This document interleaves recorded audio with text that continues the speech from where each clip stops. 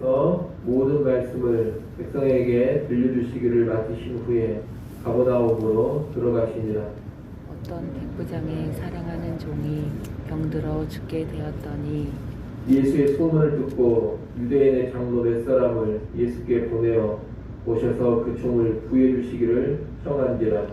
이에 그들이 예수께 나와 간절히 구하여 이르되 이 일을 하시는 것이 이 사람에게는 합당하니이다. 그가 우리 민족을 사랑하고 또한 우리를 위하여 회당을 지었나이다 하니 예수께서 함께 가실새 이에 그 집이 멀지 아니하여 백부장이 벗들을 보내어 이르되 주여 수고하시지 마옵소서. 내 집에 들어오심을 나는 감당하지 못하겠나이다. 그러므로 내가 주께 나아가기도 감당하지 못할 줄을 알았나이다. 말씀만 하사 내 하인을 낫게 하소서. 나도 남의 수하에 든 사람이요 내 아래에도 병사가 있으니 이더러 가라 하면 가고 저더러 오라 하면 오고 내 종더러 이것을 하라 하면 하나이다. 예수께서 들으시고 그를 놀랍게 여겨 돌이키사 따르는 무리에게 이르시되 내가 너희에게 이르노니 이스라엘 중에서도 이만한 믿음은 만나보지 못하였노라 하시더라. 보내었던 사람들이 집으로 돌아가 보매 종이 이미 나아 있었더라. 그 후에 예수께서 나인이란 성으로 가실새 제자와 많은 무리가 동행하더니 성문에 가까이 이르실 때에 사람들이 한 죽은 자를 메고 나오니 이는 한 어머니의 독자요 그의 어머니는 과부라. 그 성에 많은 사람도 그와 함께 나오거늘 주께서 과부를 보시고 불쌍히 여기사 울지 말라 하시고 가까이 가서 그 간에 손을 대시니 맨 자들이 서는지라.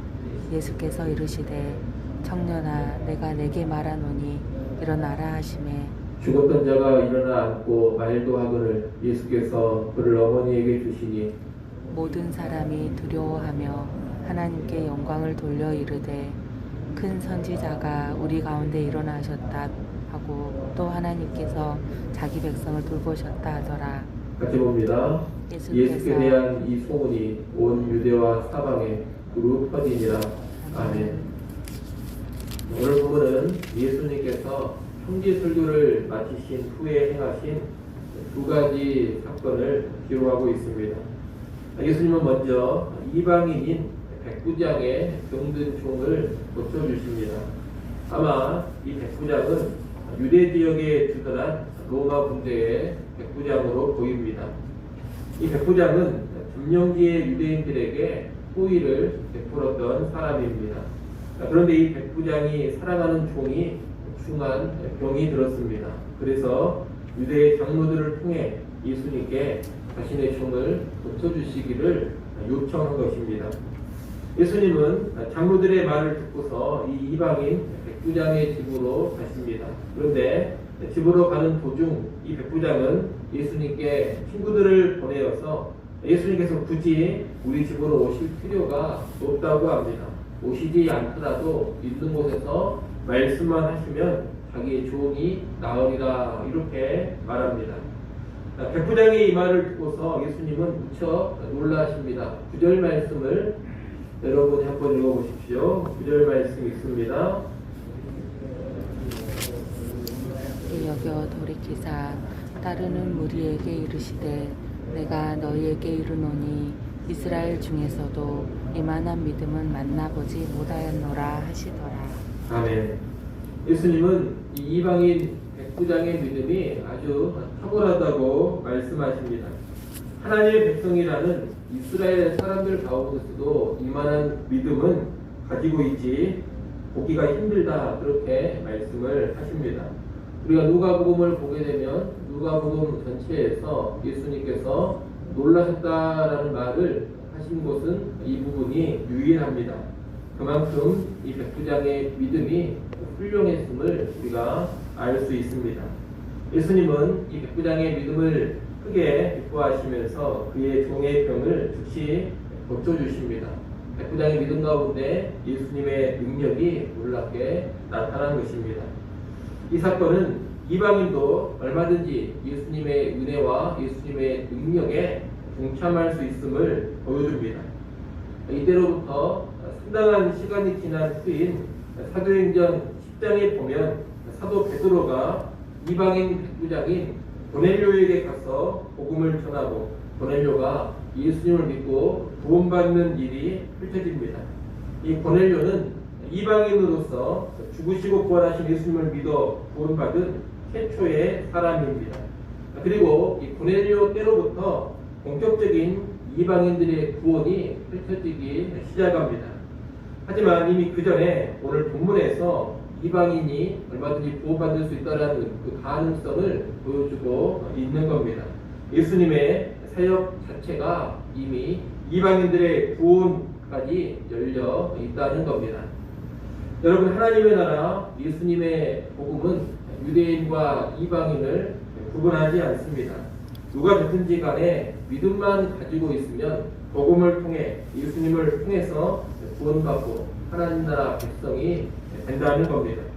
오늘날 우리에게는 유대인이나 이방인 이런 구별이 존재하고 있지는 않습니다. 하지만 알게 모르게 우리 안에 특정한 인종이나 특정한 민족 또는 특정한 사람들을 현시하고 그들에게는 마치 구원 가능성이 없고 그들에게는 대단한 믿음이 없는 것처럼 생각할 수가 있습니다. 알게 모르게 우리가 껄끄럽게 여기고 멀리하는 그런 부류의 사람들도 있을 수가 있습니다. 예수님 당시에 이방인을 배격하고 멀리 있던 것처럼 오늘 우리도 그럴 수가 있다라는 겁니다. 예컨대 동남아 사람들이라든가 흑인들을 우리가 은근히 얕잡아보고 멀리할 수가 있습니다. 일본 사람들을 싫어할 수도 있습니다. 또는 학력이 부족하거나 아주 가난한 사람들을 무시할 수도 있습니다. 하지만 하나님의 나라 예수 그리스도의 복음은 결코 사람을 가리지 않는다는 것을 늘 마음에 기억을 해야 합니다. 더욱이 우리가 멀리하고 우리가 싫어하는 사람들 가운데 우리들보다 훨씬 더 탁월한 믿음을 가지고 있는 사람들이 있다는 것을 알아야 합니다. 우리 안에 은근히 그런 생각이 있을 수가 있습니다. 아프리카 사람들은 우리보다 왠지 믿음이 더 좋지 않을 것 같고 동남아 사람들은 왠지 우리보다 탁월한 믿음을 가지고 있지 않을 것 같습니다. 또는 일본 사람들은 우리보다 왠지 믿음이 더 좋지 않을 것 같습니다. 은근히 그런 편견이 우리 안에 있을 수 있다는 겁니다. 하지만 결코 그렇지 않습니다. 그들 가운데 얼마든지 우리보다 더 탁월하고 우리보다 더 훌륭한 믿음을 가진 사람들이 있을 수가 있다는 겁니다. 그러니 우리는 사람을 가리지 않고 차별하지 않아야 합니다. 그리고 결코 사람을 무시하지 않아야 합니다. 그런 가운데 하나님의 복음 사역을 감당하고 하나님 나라를 확장해 갈 수 있어야 하겠습니다.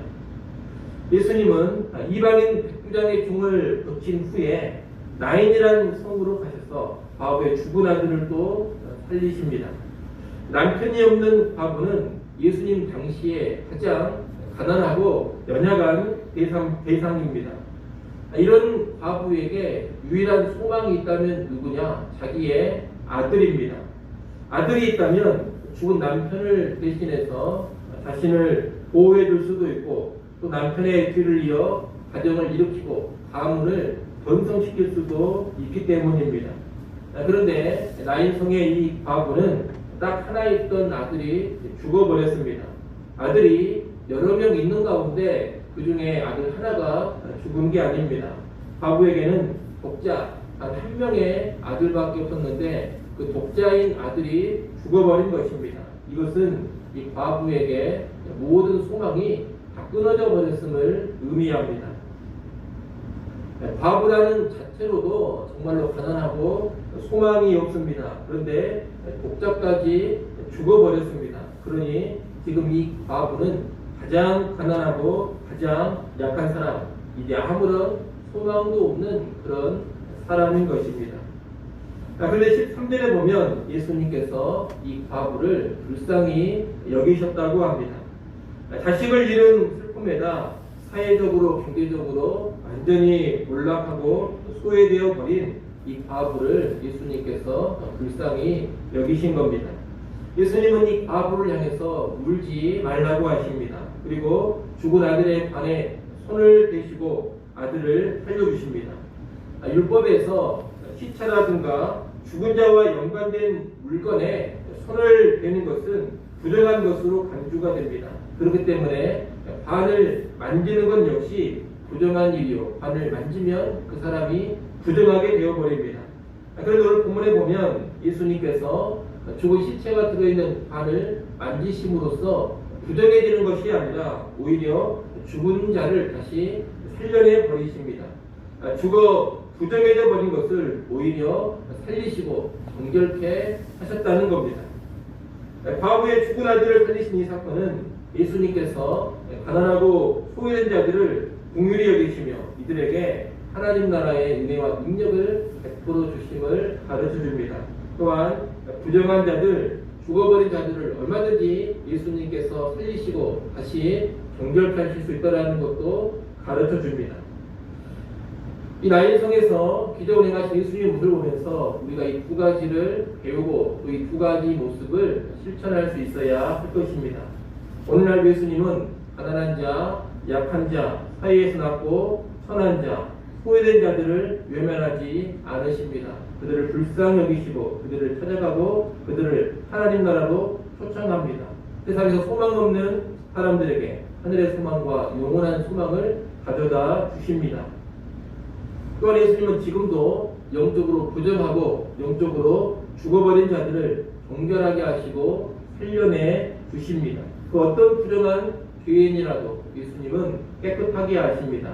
영혼이 완전히 죽어버린 자들도 얼마든지 예수님께서 살려내실 수가 있습니다. 그리고 예수님은 그런 일을 오늘 우리를 통하여서 교회를 통하여서 하시는 겁니다. 예수님께서 하시는 그 일, 또 과거하셨던 그 일을 교회를 통하여서 지금도 행해가고 계신다 이 말입니다. 교회를 통하여 우리 그리스도인들을 통하여서 가난한 자, 약한 자, 사이에서 낳고 선한 자, 소외된 자들을 예수 그리스도께서 소망을 주시고 회복시킵니다. 그리고 죽은 자들을 교회를 통해 살려내시고 부정한 자들을 교회를 통하여서 정결하게 하십니다. 그렇기 때문에 오늘 우리가 그 책임을 잘 감당할 수 있어야 되겠습니다. 여러분 예수 그리스도의 몸으로서 그리스도의 대행자로서 세상에 가난하고 약하고 소외된 자들을 결코 외면하지 않기를 바랍니다. 적극적으로 그들을 사랑하시고 또 그들을 찾아가시고 그들을 섬기시고 특별히 복음으로 섬길 수 있기를 바랍니다. 또 부정한 자들, 영적으로 죽은 자들 외면하지 마시고 적극적으로 찾아가셔서 예수 그리스도의 능력으로 그들을 흘려내고 정결케 하는 일에 힘써 들어주시기를 바랍니다. 그러할 때 우리를 통하여서 하나님의 나라가 이 땅 가운데 확장되어 가는 겁니다.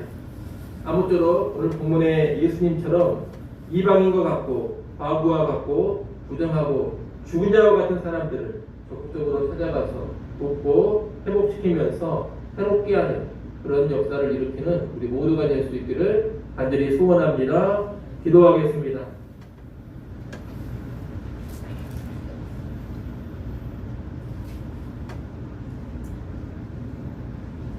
하나님 아버지, 이방인 백부장의 종을 고치시고 가난한 과부의 아들을 살리신 사건을 우리가 보았습니다.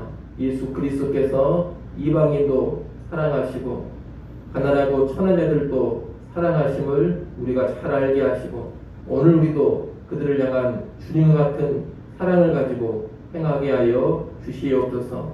오늘 복음 가지고 세상으로 나아가게 하시고 예수 그리스도의 은혜와 예수 그리스도의 능력을 담대하게 전하고 선포하는 우리 모두가 되게 하여 주시옵소서. 우리를 통하여서 모든 자들에게 복음이 흘러가게 하시고 우리를 통하여서 약하고 천하고 소외된 자들이 소망을 얻고 힘을 얻게 하여 주시옵소서. 죽은 영혼들이 살아나는 역사가 나타나게 하여 주시옵소서. 아버지 하나님, 이 시간도 하나님께 나와 다시금 기도하게 해주셔서 감사합니다. 기도하는 시간 하나님과 깊이 있게 교제하게 하시고 또 기도를 통하여서 하나님의 선한 뜻을 분별하며 그 뜻 앞에 온전히 불복하고 순종하는 우리가 되게 하여 주시옵소서. 오늘 하루 살아갈 때에도 늘 감사가 충만하게 하시고 성령으로 충만케 하여 주시옵소서. 오늘도 자기를 부인하며 나의 십자가를 지고 주님을 온전히 따르게 하여 주옵소서. 예수님의 이름으로 기도드리옵나이다. 아멘.